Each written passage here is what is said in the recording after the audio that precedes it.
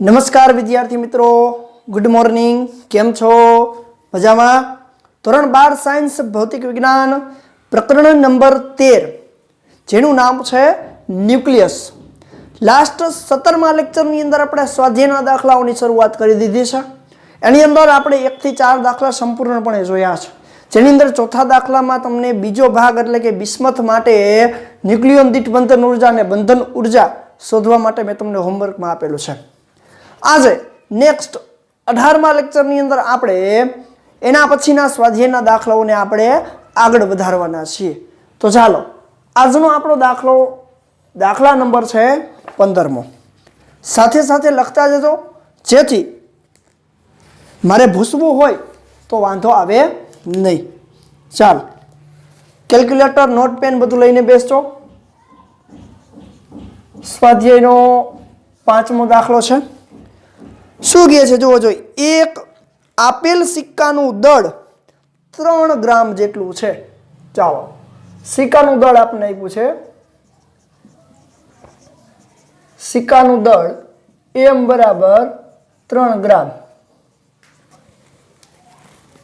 શું કહે છે રકમ? બધા ન્યુટ્રોન અને બધા પ્રોટોનને એકબીજાથી અલગ કરવા, બધા ન્યુટ્રોન અને બધા પ્રોટોનને એકબીજાથી અલગ કરવા માટે જરૂરી ન્યુક્લિયર ઉર્જાની ગણતરી કરો। કેમાંથી? તો કે સિક્કામાંથી। સિક્કામાંથી બધા ન્યુટ્રોન અને બધા પ્રોટોનને દૂર કરવા માટે જરૂરી ઉર્જા ગણવાની છે। સરળતા ખાતર સિક્કો સંપૂર્ણપણે કોપરનો બનેલો છે, એટલે કે કોપર 2963 નો બનેલો છે, એવું સરળતા ખાતર આપણે લઈએ છીએ।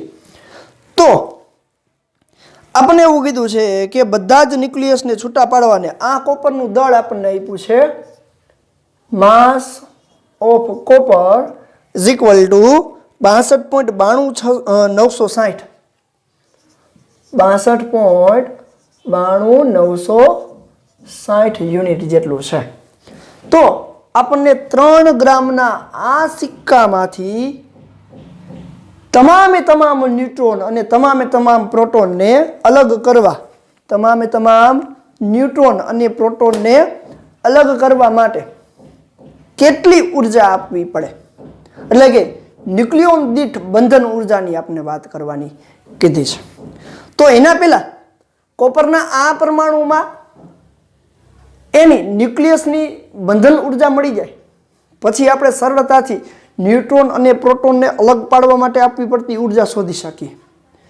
જેમ કે પહેલા હું અહીંયા વાત કરું, ચાલો કે કોપર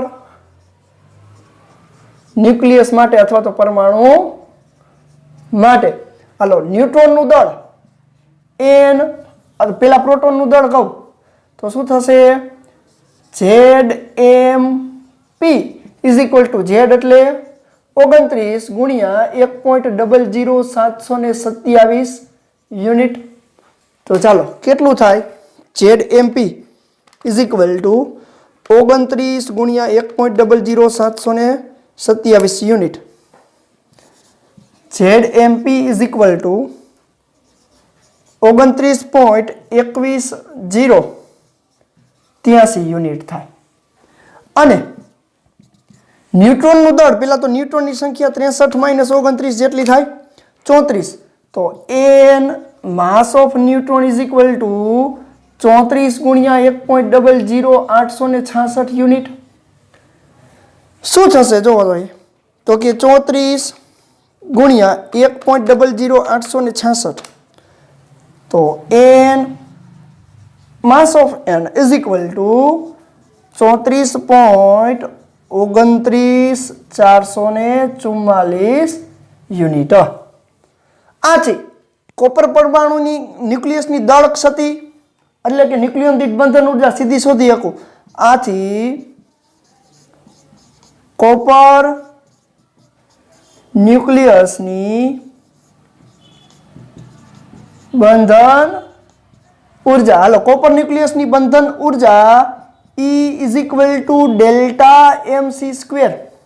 હાલો E બરાબર ડેલ્ટા m એટલે દળ ક્ષતિ એટલે આ બંનેના દળનો સરવાળો પ્લસ 29 21,083 એમાંથી બાદ કરવાનું છે 62 એટલે આટલું પ્લસ કરી નાખવાનું પહેલા આ બેનનું પ્લસ સરવાળો એમાંથી આ બાદ કારણ કે આપણે સૂત્ર ખબર છે સૂત્ર શું છે ZMP plus NMN minus mass of copper હાલો એની જ કિંમત મૂકીએ છીએ એટલે અહીંયા આપને ઈ જવાબ મળશે ઈ બરાબર માઇનસ આટલું કરો શું થાય 62.9296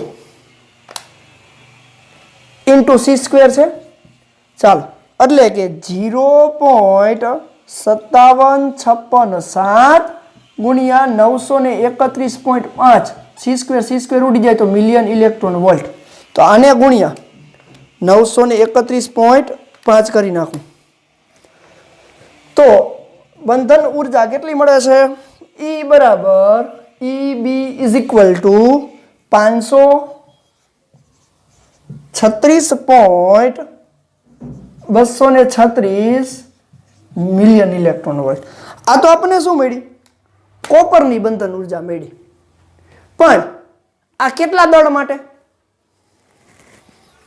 63 પરમાણુ દળાંક કેટલો 63 તો પહેલા તો પરમાણુની સંખ્યા આપણે શોધવી પડે તો એની અંદર આટલા જો 63 માટે આટલા થાય તો 9 ગ્રામ માટે કેટલું એટલે કે ન્યુક્લિયોન દીઠ બંધન ઉર્જાની વાત કરવામાં આવે તો 3 ગ્રામ સિક્કામાં પહેલા તો કેટલા ન્યુટ્રોનની સંખ્યા અને કેટલા પ્રોટોનની સંખ્યા હોય એ નક્કી કરવી પડે તો પહેલા હું અહીંયા ત્રિરાશિ મૂકું છું ચાલો કે 63 ગ્રામ કોપરમાં ન્યુક્લિયસની સંખ્યા એવો ગ્રેડવાંક Na જેટલી Na એટલે 6.02 ગુણ્યા 1023 તો 3 ગ્રામ કોપરમાં ન્યુક્લિયસની સંખ્યા કેટલી એટલે કે ન્યુક્લિયસની સંખ્યા n બરાબર અથવા અત્યારે સ્મોલ n લઉં તો સ્મોલ n બરાબર 3 ગુણ્યા Na એટલે 6.02 ગુણ્યા 1023 છેદમાં 63 ચાલો કેલ્ક્યુલેશન કરો 3 ગુણ્યા 6.02 ભાગ્યા 63 એટલે n બરાબર મળે છે 0.2866 ગુણ્યા 1023 એટલે કે n બરાબર 2.67 87 એક પોઈન્ટ આમ લઈ જાઓ ગુણ્યા 1022 તો 3 ગ્રામની અંદર આટલા પરમાણુ એટલે એની અંદર ન્યુટ્રોન અને પ્રોટોનની સંખ્યા આ પ્રમાણે મળે માટે ન્યુક્લિયોન દીઠ બંધન ઉર્જાની વાત કરીએ તો આની ન્યુક્લિયોન દીઠ બંધન ઉર્જા કેટલી થાય EBN તો ચાલો કોપર ન્યુક્લિયસની EBN એટલે શું તો કે EB ના છેદમાં A EB એટલે કેટલો છે જોવો તો 536.236 એને ભાગ્યા A એટલે પરમાણુ દ્રઢાંક 63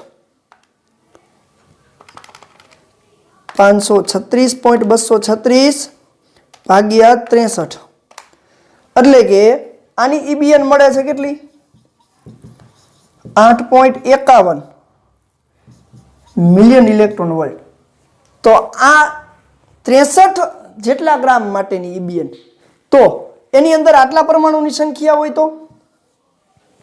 તો જોવો જોઈએ આટલા પરમાણુની સંખ્યાએ બંધન ઉર્જા આટલી તો આટલા પરમાણુની સંખ્યાએ કેટલી ત્રિરાશિમાં સીધું મૂકી શકાય માટે 3 ગ્રામ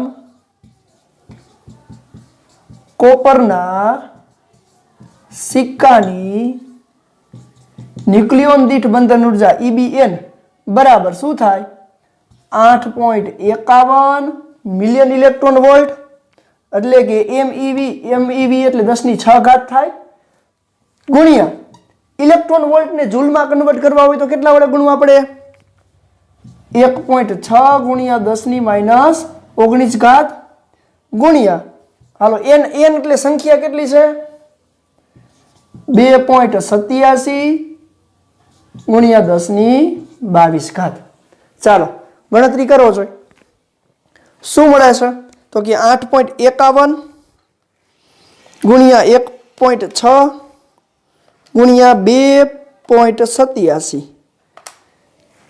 એટલે કે 39.08 હાલો 22 અને 6 22 પ્લસ 6 માઇનસ 19 એટલે કે 10⁹ જૂલ તો 39.08 ગુણ્યા 10⁹ જૂલ જેટલી ઉર્જા આપશો એક ન્યુટ્રોન અને એક પ્રોટોનને ત્યારે એમાંથી પ્રોટોન અને ન્યુટ્રોન છૂટા પડશે હવે જો તમે જો આ ઉર્જાને અત્યારે ગુણી છે એ ઉર્જા 8.51 મિલિયન ઇલેક્ટ્રોન વોલ્ટ હતી એને જૂલમાં કન્વર્ટ કરવી પડે જૂલમાં કન્વર્ટ કર્યા પહેલા ઇલેક્ટ્રોન વોલ્ટમાં મિલિયન એટલે 10⁶ ઇલેક્ટ્રોન વોલ્ટને જૂલમાં કન્વર્ટ કરો તો 1.6 ગુણ્યા 10⁻19 એને ગુણ્યા n એટલે કે કેટલી સંખ્યા છે એ તો સરળતાથી આપણે આટલી હવે એની જગ્યાએ જો તમે આ ઉર્જા મૂકશો 8.51 ની જગ્યાએ આ ઉર્જા મૂકો તો દરેક એટલે કે 3 ગ્રામના જે સિક્કો છે એમાંથી જેટલી ઉર્જા આપવી પડે એ કુલ ઉર્જા મળશે જો એની જગ્યાએ તમે આ મૂકો તો રેડી એટલે કે કઈ રીતે તમે કેવો પ્રશ્ન અહીંયા પૂછ્યો છે એના ઉપર આધાર રાખશે તો ખાસ દાખલો જોઈ લેજો સરળ છે પણ કેવી રીતે કરવું એ આપણે ખાસ મગજમાં બેસાડવાનું છે તો આ છે સ્વાધ્યાયનો 5મો દાખલો જોઈ લ્યો ચાલો સ્ક્રીનશોટ લઈ લેજો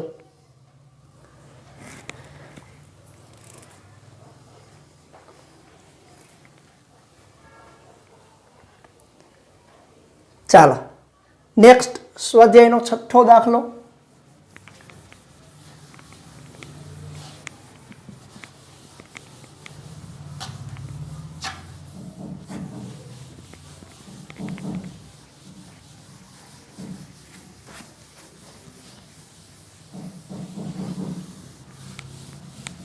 ચાલો જો સ્વાધ્યાયનો 6થો દાખલો આમ તો લગભગ સ્વાધ્યાયનો 6થો દાખલો છે એ કોર્સમાંથી નીકળી ગયો છે પણ એમસીક્યુ માટે ખૂબ જ અગત્યનો છે એટલે આપણે એને ફટોફટ જોઈ લઈ જાણી સ્વાધ્યાયનો 6થો દાખલો એમસીક્યુ માટે અગત્યનો છે કોર્સમાંથી નીકળી ગયો છે ચાલો શું કહે નીચેનામાંથી ન્યુક્લિયર પ્રક્રિયાના સમીકરણ લખવાના છે તો સમીકરણ પૂર્ણ કરો એવું નીટની અંદર તો આપણે પૂછાય જ છે એટલે આપણે ફરજિયાત આને આપણે જોશું તો પેલું જ આપણે કીધું છે કે રેડિયમ 88 માં શું થાય છે તો કે આલ્ફા ક્ષય થાય છે આલ્ફા ક્ષય થવું એટલે હિલિયમ 24 ઉત્સર્જિત થવું તો 88 માંથી 2 જાય એટલે એનો આગળનો પરમાણુ રેનોન થાય શું થાય તો કે રેનોન 86 226 માંથી 4 જાય એટલે 222 પ્લસ ક્યુ જેટલી ઉર્જાનું ઉત્સર્જન કરે આવી રીતે આપણે કરવાનું કીધું છે તો પહેલી પ્રક્રિયામાં આલ્ફા ક્ષય થાય આલ્ફા ક્ષય એટલે હિલિયમ ન્યુક્લિયસ જ થયો ને તો આ પ્રક્રિયાની અંદર આલ્ફા ક્ષય થયું ચાલો બીજી પ્રક્રિયા કીધી છે પ્લુટોનિયમ 94 માંથી પ્લુટોનિયમ 94 ની અંદર એમાં પણ આલ્ફા ક્ષય એટલે હિલિયમ 24 રેડી હાલો એમાં પણ આલ્ફા ક્ષય થાય છે કે યુરેનિયમ બનશે એટલે કે આગળનું તત્વ યુરેનિયમ હોય 2 ઓછા થાય એટલે 92 થાય ને 92 238 પ્લસ ક્યુ જેટલી ઉર્જાનું ઉત્સર્જન કરશે રેડી એટલે આપણે આવી પ્રક્રિયાઓ જો નીટની અંદર પૂછાય તો આપણે શું ધ્યાનમાં રાખવું પડશે તો કે જેનું ક્ષય થાય છે અહીંયા આલ્ફા ક્ષય થાય છે ચાલો તો એનો આગળનું તત્વ કયું છે એ આ મોટા ન્યુક્લિયસ માટે ભારે ન્યુક્લિયસને તમારે થોડાક યાદ રાખવા પડે રેડી હાલો ત્રીજી પ્રક્રિયા છે ફોસ્ફરસ 1532 એની અંદર બીટા ક્ષય થાય છે બીટા ક્ષય થવું એટલે એક ન્યુટ્રોનનું પ્રોટોનમાં કન્વર્ઝન થાય એટલે કે સલ્ફર 1632 બને અને એન્ટી ન્યુટ્રિનોનું ઉત્સર્જન કરે. રેડી? એન્ટી ન્યુટ્રિનોનું ઉત્સર્જન કરશે. ફોસ્ફરસ બીટા ક્ષય થાય. બીટા ક્ષય થવું એટલે આપણે યાદ હોવું જોઈએ. શું? બીટા ક્ષય થાય એટલે એક ન્યુટ્રોનનું પ્રોટોનમાં કન્વર્ઝન થાય. ચાલો, ચોથી પ્રક્રિયા છે બિસ્મથ 83 ની અંદર બિસ્મથ 83 એની અંદર બીટા ક્ષય માઇનસ થાય છે. હાલો, તો બિસ્મથમાંથી 84 થાય એટલે કે માઇનસ ક્ષય થતું હોય તો પોલોનિયમ 84 210 બનશે. પોલોનિયમ 84 214 210 છે ને?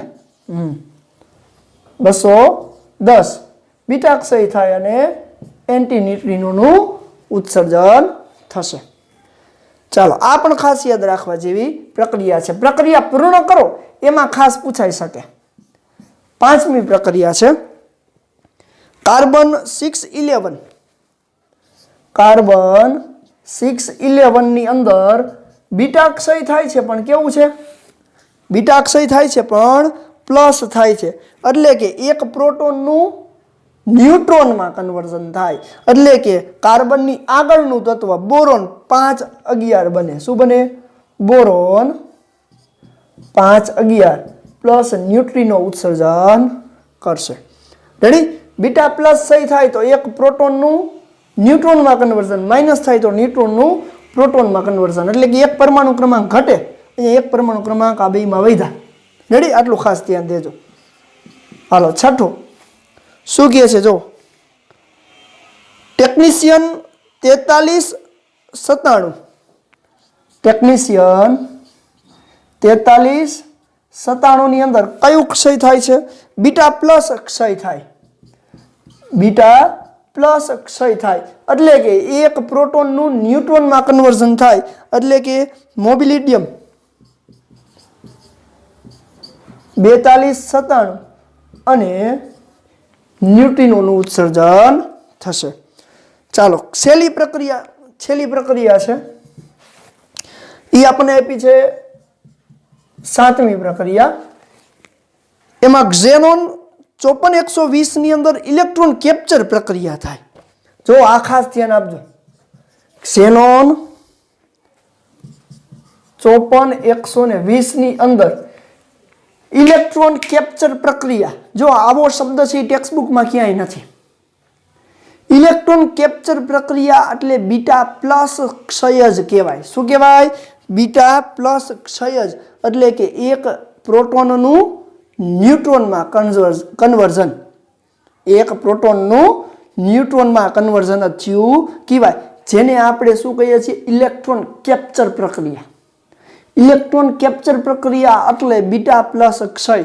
ખાસ જે લોકો નીટની તૈયારી કરે છે, JEEની તૈયારી કરે છે એ આ શબ્દને વ્યવસ્થિત રીતે સાંભળે.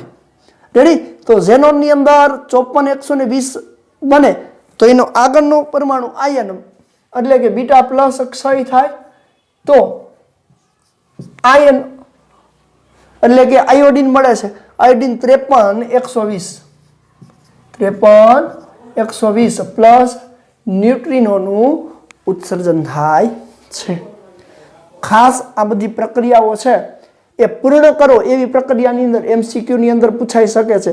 જરૂરી નથી કે 30% કોર્સની અંદર એ થિયોરીમાં કપાઈ ગયું છે. ચાલો, આને MCQ માં પૂછી નાખે તો આપણે આવડવું જોઈએ. ચાલો, જોઈ લેજો સ્વાધ્યાયનો છઠ્ઠો દાખલો. સ્ક્રીનશોટ પાડી લેજો.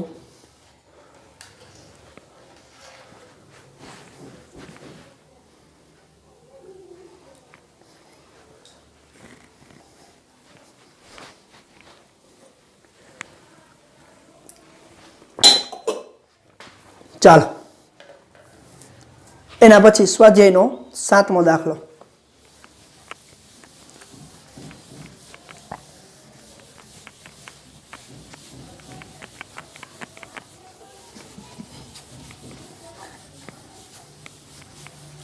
ચાલો જોવો જોઈએ સ્વાધ્યાયનો સાતમો દાખલો શું કહે છે.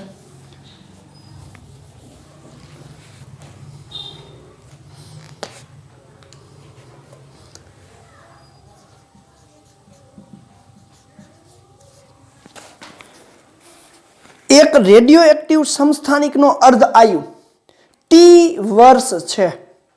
રેડિયો એક્ટિવ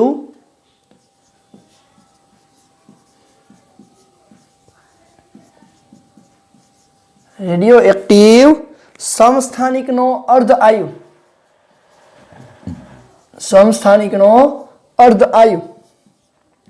T1 બરાબર કેટલા વર્ષ છે? ટી વર્ષ એટલે ટી યર છે. તેની એક્ટિવિટીનું મૂળ એક્ટિવિટી એટલે 100% એટલે કે તેની મૂળ એક્ટિવિટી 100% પેલો પ્રશ્ન એ પૂછ્યો છે 100%માંથી 3.125% થવા માટે કેટલો સમય લાગશે અને 1% થવા માટે કેટલો સમય લાગશે? એટલે કે પેલું જ 3.125% થવા માટે લાગતો સમય આપણે શોધવાનો છે. એટલે કે આટલા ટકા એક્ટિવિટી થાય એના માટે કેટલો સમય લાગશે? અને એના પછી આપણે કીધું છે કે 1% એક્ટિવિટી થવા માટે કેટલો સમય લાગશે? તો ચાલો આપણી પાસે ધારી લઈએ, ધારો કે પ્રારંભિક એક્ટિવિટી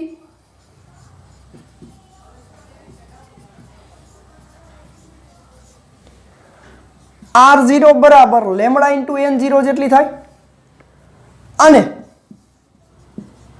અંતિમ એક્ટિવિટી જે આપણે ધારેલી હશે જેટલા ટકા હશે એટલી અંતિમ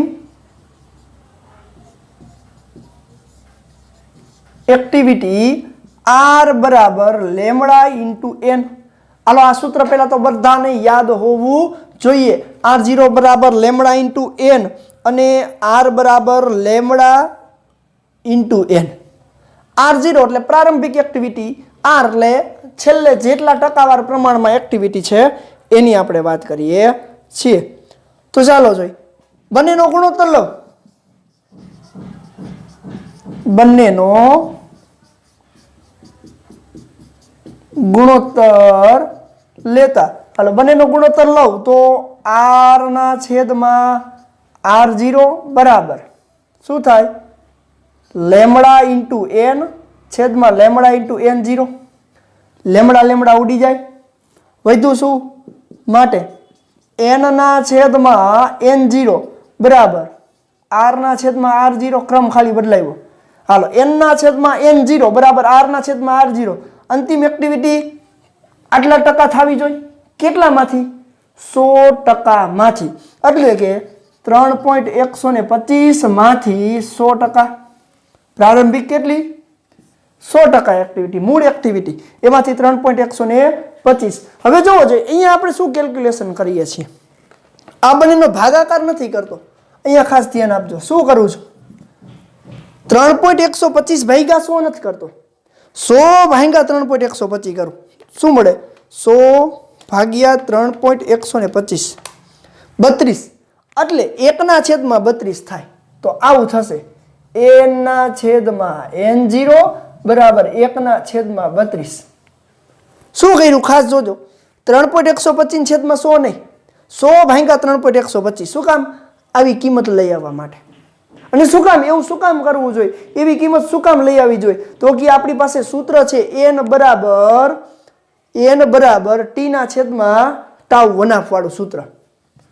તો કે અહીં આને પેલા તો આમ લખી શકું 1/2 2/5 એટલે 32 થાય. યાદ કરો 2/5 એટલે 32 થાય. એટલે કે અહીં N ના છેદમાં N0 બરાબર 1/2 MCQ ની અંદર અને છેલ્લે હમણાં આપણે ઉદાહરણનો દાખલો ગણ્યો છે એની અંદર આ સૂત્રનો ઉપયોગ કર્યો. તો 2n સાથે સરખાવો તો શું થાય? આથી સ્મોલ n બરાબર 5 મળે. સ્મોલ n બરાબર 5 મળે. તો આથી એક્ટિવિટી થવા માટેનો સમય, આથી સમયની વાત કરીએ તો એ સમયનું સૂત્ર આપણે આગળ પણ ઉપયોગ કર્યો છે. એ સમય t બરાબર n ગુણ્યા ટાઉ 1/2. t બરાબર n ગુણ્યા ટાઉ 1/2. n એટલે 5. તો લાગતો સમય t બરાબર 5 ટાઉ 1/2 કેટલા વર્ષ છે? t વર્ષ. તો 5t વર્ષ. એટલે કે એનો મીનિંગ શું થયો? આનો અર્થ શું થાય? 3.125% એક્ટિવિટી થવા માટે લાગતો સમય 5t વર્ષ જેટલો થાય. 5t વર્ષ એટલે જે અર્ધ આયુ આપ્યું છે એ કેટલી વાર? 5 વાર. ટાઉ 1/2 પ્લસ એના પછીનો 2 tau 1/2 plus 3 tau 1/2 4 tau 1/2 5 tau 1/2 એટલે કે 5 વાર ચર ઘાતાંકીય નિયમ અનુસાર બદલાતો રહે. ત્યારે એ 3.125% એની એક્ટિવિટી થશે. ચાલો તો આ એ છે. પેલા જોઈ લ્યો, સ્ક્રીનશોટ પાડી લ્યો, પછી આપણે બી ની ચર્ચા કરીએ.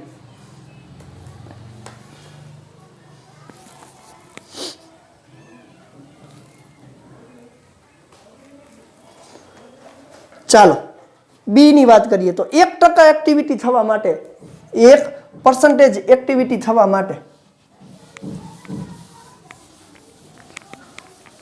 તો બી પ્રશ્ન પૂછ્યો છે. જોવો જોઈ શું કહે છે. બી માં 1% એક્ટિવિટી થવા લાગતો સમય શોધવાનો છે. હાલો 1% એક્ટિવિટી થવા માટે લાગતો સમય શોધવા માટે આપણે શું કરવું પડશે? તો કે 1% એક્ટિવિટી થાય એના માટે સેમ વસ્તુ ધારવી પડશે. હાલો પ્રારંભિક એક્ટિવિટી R0 બરાબર લેમડા ઇન્ટુ N0 અને અંતિમ એક્ટિવિટી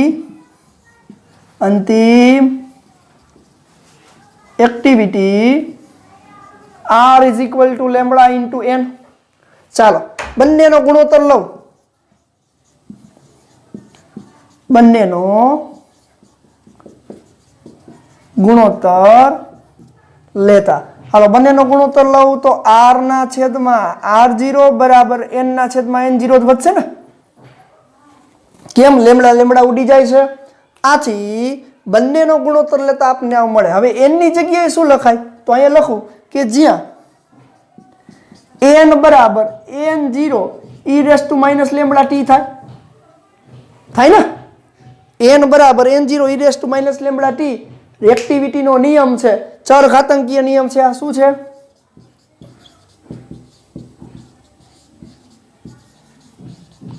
હાલો તો એની જગ્યાએ લખું તો r ના છેદમાં R0 બરાબર N0 e raise to minus lambda t ના છેદમાં N0. હાલો N0 કટ આઉટ થઈ જાય તો શું વધશે? અહીંયા લખું છું N0 કટ આઉટ કરી નાખું. R ના છેદમાં R0, R એટલે 1%, R એટલે 1% છેદમાં 100, R0 એટલે 100 છે, R એટલે 1% એક્ટિવિટી છે એના માટેનો સમય બરાબર વધ્યું શું? e raise to minus lambda t. હાલો આને ઉલટાવી નાખું તો આવું કરી શકું 1 ના છેદમાં e raise to lambda t minus હતા એ પ્લસ થઈ જાય, માઇનસ હતા એ પ્લસ થઈ જાય. હવે આખું ઉલટાવી નાખું તો આમ લખી શકું અને આમ જવા દો અને આમ જવા દો. માટે e raise to lambda t is equal to 100. હવે ખાસ ધ્યાન આપજો, બંને બાજુ log e બેઝ ln માં કન્વર્ટ કરું તો બંને બાજુ log લેતા, બંને બાજુ ln એટલે કે log e બેઝ લેતા. હાલો બંને બાજુ log લઉં તો શું થશે? આ લેમડા ટી આગળ આવી જાય. જોજો ખાસ નિયમ, ઘાત હોય એ આગળ આવે. ઘાત છે અહીંયા, ઘાત શું છે? લેમડા ઇન્ટુ ટી આગળ આવી ગયું તો આ log e base of e થાય અને ln છે એ e બેઝમાં જ હોય. રેડી? પછી એને આપણે 10 બેઝમાં કન્વર્ટ કરશું. Is equal to log e base of 100 હવે લોગ ટેબલની અંદર ઈ બેઝની કિંમત આપને ન હોય, 10 બેઝ નેચરલની કિંમત મળે, 10 બેઝ નેચરલની કિંમત તમને મળશે. તો લોગ ઈ બેઝ ઓફ ઈ એટલે 1, આના પહેલા આપણે જોઈ ગયા છીએ. રેડી? 11મા ધોરણમાં આવી ગયું છે ને હવે લગભગ કેમિસ્ટ્રીમાં તમને ભરપૂર આનો ઉપયોગ કરતા હશો. તો લોગ ઈ બેઝ ઓફ ઈ ની કિંમત 1 થાય એટલે એની જગ્યાએ તો હું અહીંયા લખી જ નાખું છું કે લેમડા ઇન્ટુ ટી 1 બરાબર. હવે લોગ ઈ બેઝ ઓફ 100 કિંમત મળે નહીં, તો એને 10 બેઝમાં કન્વર્ટ કરવા પડે. 10 બેઝમાં કન્વર્ટ કરવા એટલે કેટલા વડે ગુણવાના? 2.303 ગુણ્યા, હવે કેમાં કન્વર્ટ થઈ જાય? ઈ ની જગ્યાએ 10 લખવાના. Log 10 base of 100, log 10 base of 100 હવે આવી જાય. હવે નેચરલ ટેન્જન્ટની અંદર તમારે લોગ 10માં 1 નો 0 જોવાનું અથવા એમ પણ કહી શકાય 10 જોવાનું. તો તમે એ 10 લોગ ટેબલની અંદર જોશો. અત્યારે લોગ ટેબલ મારી પાસે છે નહીં અને સિમ્પલ છે, મને યાદ છે એટલા માટે. અને તમારે જોવું હોય તો તમારે 1ની લાઈનમાં 0 જોવાનું. તો 2 કિંમત મળશે, કેટલી? 2. તો આમ લખી શકું કે lambda into T is equal to 2.303 ગુણ્યા લોગ 10 બેઝ ઓફ 100 ની કિંમત 2.00 થાય. શું? 2.00. માટે ટી ઇઝ ઇક્વલ ટુ 2.303 એને ગુણ્યા 2 એટલે 4.606. લેમડાને નીચે જવા દો, છેદમાં લેમડા. હવે લેમડા એટલે શું? તો કે 0.693 અપોન ટાઉ 1 એટલે આમ લખી શકું 4.606 છેદમાં લેમડાની જગ્યાએ 0.693 અપોન ટાઉ 1. હાલો, છેદનો છેદ ઉપર જાય તો હું અહીંયા લખું, તો હાલો અહીંયા ઉપર લખી નાખું છું, એક જ સ્ટેપ છે. તો ટી બરાબર શું થાય? 4.606 એને ભાગ્યા 0.693 એટલે કે 6.646. ટાઉ 1 ઉપર જાય. હવે ટાઉ 1 એટલે કેટલા વર્ષ છે? ટી વર્ષ પેલા જ આપણે લીધું છે. તો આટલી એક્ટિવિટી થવા માટે 6.65 કરી નાખો, 6.65 ટી વર્ષ થાય. 1 વર્ષ એટલે કે 1% એક્ટિવિટી થવા માટે લાગતો સમય 6.65 ટી વર્ષ જેટલો થાય અને 3.125% જતું ને એટલી એક્ટિવિટી થવા માટે 5 ટી વર્ષ જેટલો સમય લાગશે. તો ખાસ આ દાખલો એટલા માટે ઇમ્પોર્ટન્ટ છે કે પહેલાની અંદર આપણે સૂત્રનો ઉપયોગ કર્યો n/n0 = 1/2 ની n ઘાતનો, અને અહીંયા એનો ઉપયોગ કરી શકતા નથી કારણ કે 1/100 એ એકેયની ઘાત મળતી નથી. n એટલે 2 ની નથી મળતી, 10 ની 2 ઘાત મળે પણ એ તો જરૂરી નથી કારણ કે સૂત્ર પ્રમાણે 2 ની n ઘાત થવી જોઈએ. નથી થતું એટલા માટે એક્ટિવિટીનો ઉપયોગ કર્યો, લોગનો ઉપયોગ કર્યો, લોગ જોયું, લોગને ઈ બેઝમાંથી નેચરલ બેઝ 10 માં કન્વર્ટ કર્યું એની કિંમત, અને આ રીતે આપણે એનો દાખલો સરળતાથી ગણી શકીએ છીએ. તો આ છે સ્વાધ્યાયનો 7મો દાખલો. ખાસ જોજો, IMP દાખલો છે.